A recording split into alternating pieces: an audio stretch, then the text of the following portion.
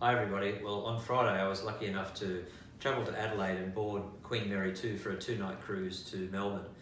The idea of the exercise was to spend some time with the Vice President and the Senior Vice President from the UK, talk about the product and also the 2020 deployment of the ships down here in Australia, which is pretty exciting. But first of all, I have to tell you that they spent £90 million last year, the biggest renovation ever of a Cunard ship in history. And over half of it was spent underneath, so under the decks where you don't see with the engines and all that sort of stuff. But the other £45 million was spent where you can see it, and I seriously think they've done a great job. I mean, I haven't cruised on it for a few years, well, probably 7 actually, since I've been on board, but it actually looks like brand new. The carpets have all been replaced, they've redone King's Court, they've redone the Commodore Club and Churchill's.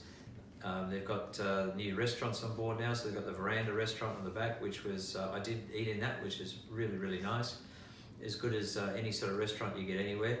But I just think the ship looks great, and we've had a few negative comments lately about the ship, but I seriously don't know what anyone is complaining about, because I think it looks really good. I think it's in really good condition. I didn't have any bad experiences in terms of service or food or anything. And I don't really think we were treated any differently to anybody else. And so yeah, I think it's great. I think it looks really, really good. They've also announced in 2020 that they're going to pull out of the Mediterranean. They won't have any ships in the Med in 2020.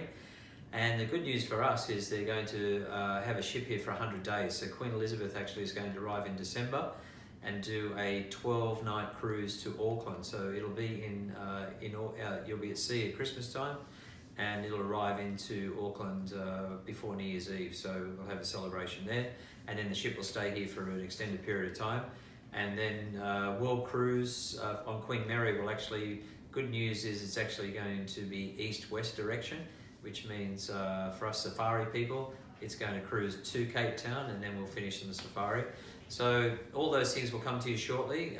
We'll be able to give you some highlights of the itineraries for 2020 World Cruise and deployment shortly, so keep a lookout for those.